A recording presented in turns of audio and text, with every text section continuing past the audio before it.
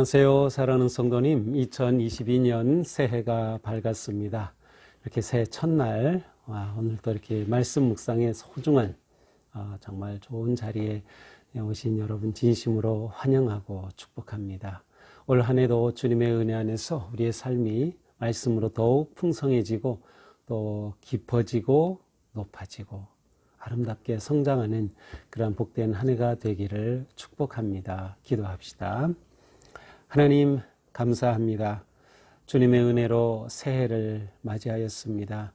빛이신 주님, 생명이신 주님, 그 놀라우신 은혜 안에서 새해를 맞이하는 저희들의 삶이 더욱 복되고 거룩하고 아름다운 삶 되게 하여 주시옵소서. 이제 오늘부터 요한복음의 말씀으로 또 주님의 음성을 듣습니다. 새해에도 변함없이 저희들에게 말씀하실 주님을 기대합니다. 주님 인도하시고 역사하여 주시옵소서. 예수님 이름으로 기도합니다. 아멘. 자, 오늘은 이제 요한복음 보게 됩니다. 요한복음 1장 1절부터 8절까지입니다. 자, 요한복음으로 시작하는 새해 말씀 더욱 기대가 되죠. 제가 읽겠습니다. 태초에 말씀이 계시니라. 이 말씀이 하나님과 함께 계셨으니 이 말씀은 곧 하나님이시니라.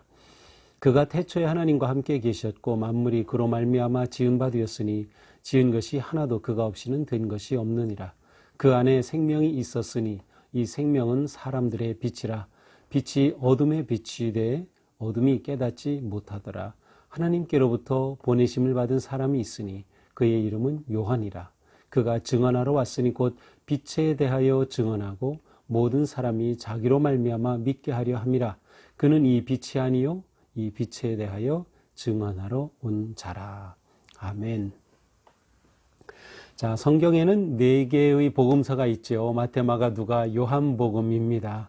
자, 그런데 이 4개의 복음서는 각각 아주 독특한 방식으로 시작합니다. 이제 마태복음은 아브라함과 다윗으로 시작되는 족보로 시작하죠. 그래서 예수님의 그 많은 족보가 마태복음 처음부터 나옵니다. 마가복음은 그리스도 복음의 사역으로 시작하고요. 누가복음은 데오빌로에게 보내는 그러한 글 형식으로 시작합니다. 그리고 이어서 누가복음에도 족보가 또 이어지고 있습니다. 자, 그런데 오늘 우리가 보게 된 이 요한복음은 아주 특별하게 시작하죠. 바로 우주의 기원을 말하는 그러한 태초로 시작이 됩니다. 태초에 말씀이 계시니라. 그러니까 모든 성경 중에서 아마 이 복음서 중에서 요한복음의 시작이 굉장히 장엄하고 우주적인 그러한 모습으로 시작하는 것 같습니다. 여기에는 이 사도 요한을 통해서 전하려고 하는 그러한 놀라운 신학적인 메시지가 담겨 있습니다. 그래서 아주 장대한 그러한 시적인 표현으로 함축되어 있는 것이 바로 오늘 본문이죠. 여기에는 상징적인 그러한 표현들로 가득 차 있어요. 자, 1절 보겠습니다. 태초에 말씀이 계시니라. 이 말씀이 하나님과 함께 계셨으니 이 말씀은 곧 하나님이시니라. 태초로 시작되는 성경이 있죠. 그렇습니다. 창세기이죠. 모든 성경의 첫 책인 창세기 1장 1절은 태초에 하나님이 천지를 창조하시니라. 바로 그 모습이 그 말씀이 생각이 납니다. 그렇습니다. 이렇게 태초로 시작하는 것은 아주 깊은 뜻을 가지고 그 의미를 담고 시작한 것임을 보여줍니다. 다시 말하면 예수님은 우주적인 그러한 기원이 하나님으로부터 온 것인데 바로 그분과 같은 분임을 나타내고 있어요. 그러니까 예수님은 태초에 우주의 시작부터 함께 하신 분이라고 하는 것입니다. 온 우주 만물의 창조가 시작된 때, 천지 창조 때부터 완성에 이른 모든 기간까지 만물의 시작 이전부터 존재하셔서 만물을 존재케 하시고 또 만물을 운행하시고 이끄시는 그러한 초월적인 영원성을 지니신 예수 그리스도를 소개하려고 하는 것이죠.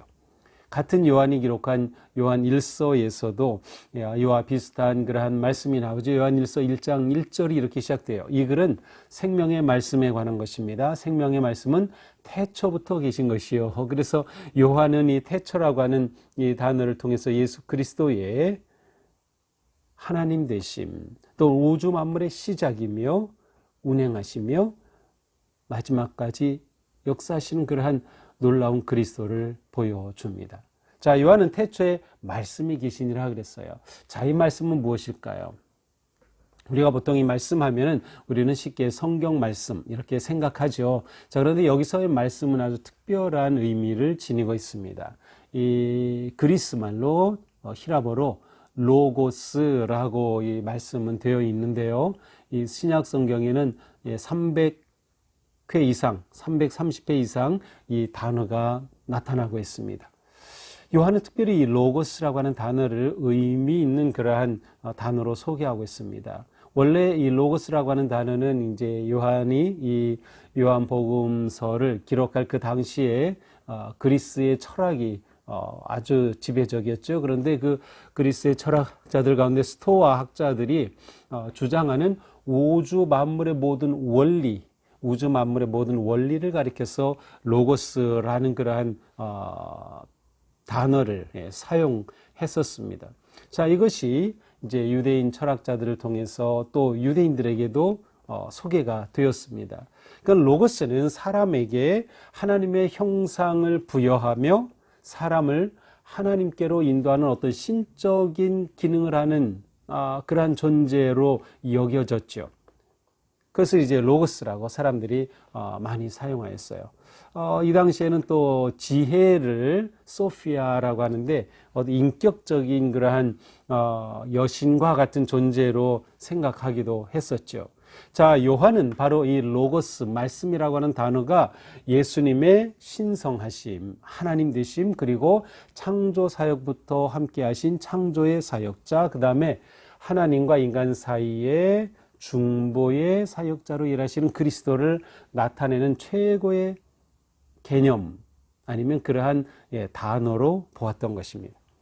요한은 예수님을 상호 의사소통하는 말, 그렇죠. 말씀, 우리가 서로 말을 통해서 의사소통이 되는 것처럼 예수님은 인간과 관계성을 가지고 또 하나님과의 관계 속에서 그렇게 마치 어떤 그 계시자이며 연결해 주시는 중보자이신 이 그리스도이심을 드러내는 그러한 단어이기도 합니다. 그런데 바로 이 로고스가 곧 예수님이라는 거예요. 대초에 말씀이 계셨는데 이 말씀이 곧 예수님이시다라고 하는 거죠. 이 말씀이 인간의 몸을 입고 오신 단지 말씀이라고 하는 로고스가 추상적인 개념으로 끝나는 것이 아니라 인간의 몸을 입고 오신 구체적인 예수 그리스도로 드러났다고 하는 것이 중요합니다. 태초에 말씀이 계셨는데 이 말씀은 하나님과 함께 계셨고 이 말씀이 곧 하나님이셔요. 그런데 그분이 예수 그리스도로서 우리 가운데 오셨다고 하는 사실이 매우 중요합니다. 인간의 몸을 입고 오신 하나님이신 예수 그리스도를 말하죠. 이제 우리말로 이 로고스 말씀을 번역한다면 가장 적합한 것은 도라고 하는 길도자 있죠. 도라고 하는 단어가 가장 적합한 것이 아닐까 싶어요. 그래서 우리 조상들도 또 개념에 있어서 도하면 어떤 모든 것의 원리, 관계의 핵심, 또 진리의 방향, 인생에 나아갈 길인 도가 곧 로고스와 굉장히 밀접한 의미를 가지고 있어요. 어쨌든 태초에 말씀이 계시니라, 아니면 우리의 순수한 어떤 정서를 가진다면 태초에 도가 계셨다. 하나님과 함께 계셨고 그가 곧 하나님이시다. 자, 2절입니다. 그가 태초에 하나님과 함께 계셨고, 또다시 반복되죠. 만물이 그로 말미암아 지은 바 되었으니 지은 것이 하나도 그가 없이는 된 것이 없느니라. 자, 이 도가, 로고스가 태초에 하나님과 함께 계셨다는 겁니다. 만물이 그로 말미암아 지음을 받았다는 거예요. 자, 그러니까 예수 그리스도께서는 단지 인간의 몸으로 입고 오신 분일 뿐만 아니라 그분 자체가 하나님이셨고 하나님의 창조 역사 가운데 함께 하신 놀라운 창조주 하나님 그분이시라고 하는 선언입니다. 세상의 모든 만물은 따라서 예수님 안에서 지어졌고 예수님에 의해서 그리고 예수님의 역사를 통해서 살아가고 하나님과 관계를 맺게 되는 것이죠. 그러므로 로고스를 통해 우주가 지음을 받았다. 이것은 로고스 없이 창조된 것이 없고 로고스는 하나님과 똑같이 신성을 가진 분이시며 또한 창조된 그 어느 것도 로고스와 무관하게 창조된 것은 아무것도 없다라는 것입니다. 그러니까 모든 생명을 가진 또 모든 우주 만물이 다 그리스도와 관계되어 있는 겁니다. 그리스도를 통해서 만들어졌고 그리스도를 통해서 하나님과 연결이 되기 때문이죠. 4절 그 안에 생명이 있었으니 이 생명은 사람들의 빛이다.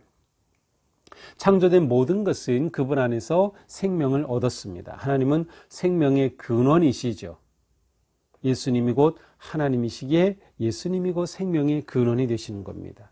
생명의 근원이신 예수님은 하나님과 함께 하셨고 하나님이신 로고스 예수님으로서 바로 그분을 통해 영원한 생명이 우리에게 주어지는 거예요. 그래서 요한복음 3장 1절 그 유명한 말씀이 선포될 수 있습니다. 하나님께서 세상을 이처럼 사랑하셔서 독생자를 주셨으니 누구든지 그를 믿으면 멸망치 않고 영생을 얻는다. 예수 그리스도 그분을 통해서 참 생명을 얻게 되는 것이죠. 바로 이것이 우리의 믿음의 핵심입니다. 그러므로 말씀 안에 곧 로고스 안에 곧 그리스도 안에 있는 그러한 사람은 바로 생명의 빛이 그에게 있고 그는 영원한 생명을 얻은 복된 존재이다. 하나님 안에는 어둠이 없어요. 예수님은 하나님이셔요. 예수님 안에는 어둠이 없죠. 빛이십니다. 생명의 근원 되신 빛이 우리 안에 그리스도를 통하여 부어지고 우리는 영원한 생명을 얻는 복된 존재가 되는 것이죠. 그러나 세상은 이 그리스도께서 오셨을 때 그를 깨닫지 못했어요. 5절 빛이 어둠에 빛이 되어 어둠이 깨닫지 못하더라. 예수님이 이 땅에 오신 것은 이 어두운 세상을 밝히려고 오신 거예요. 죽음의 세상에 생명을 주시려고 오신 거예요. 그런데 이 세상이 어둠이 그리스도를 깨닫지 못했다. 깨닫지 못했다는 것은 이해하지 못했다, 감당하지 못한다, 손에 넣지 못했다. 그런 뜻이에요. 그러니까 세상은 빛으로 오신 생명의 로고스인 예수님을 이길 수가 없었어요. 감히 그를 받아들일 능력조차 없었던 것이죠. 감당할 수 없었던 것입니다. 그래서 무엇이 필요할까요?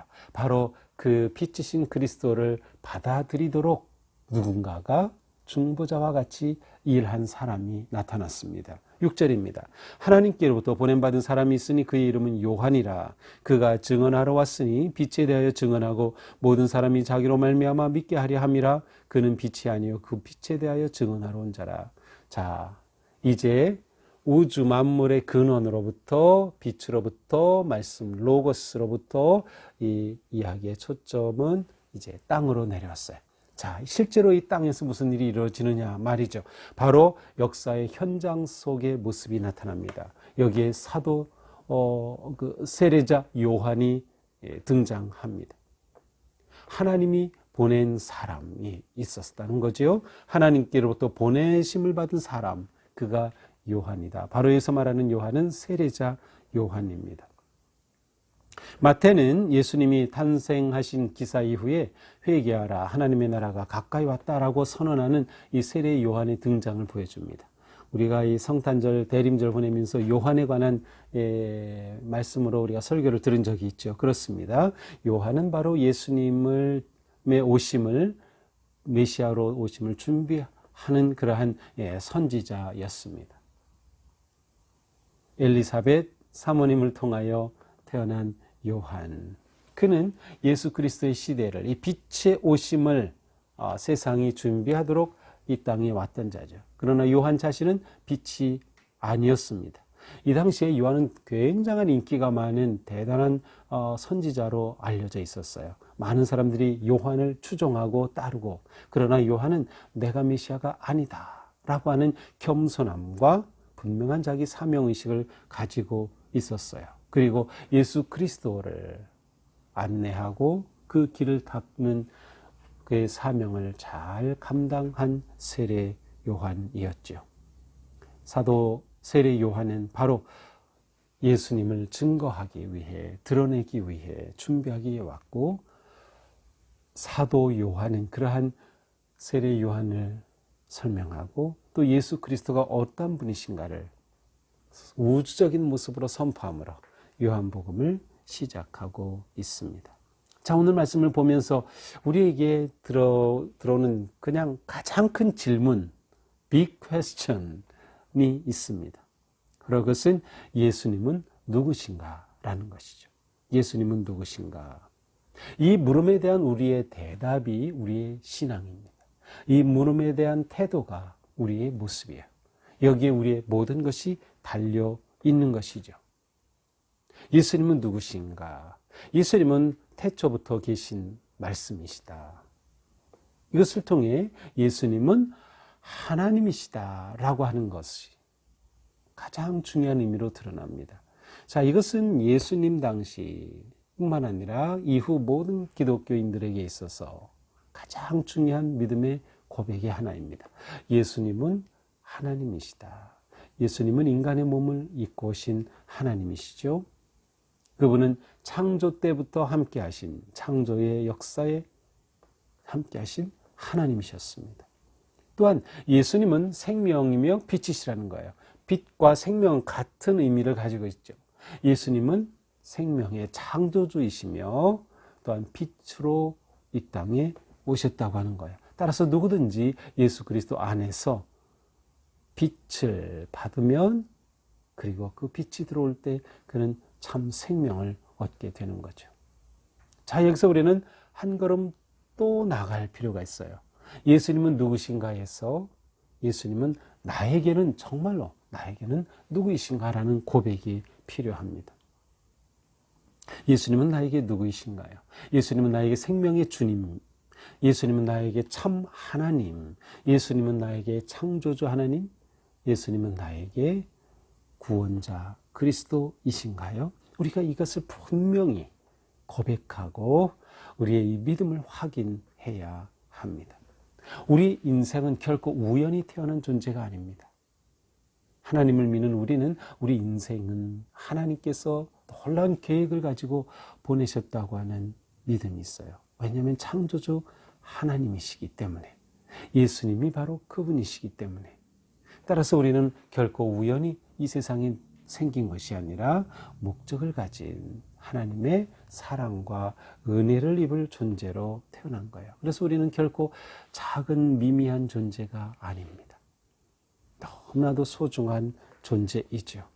그러니 우리는 바로 진리이신 예수님을 향하고 빛이신 주님을 바라보고 생명이신 주님을 영접하고 하나님이신 예수님을 진정으로 믿고 고백하며 그분을 향한 거룩한 삶의 길로 나아가야 할 것입니다.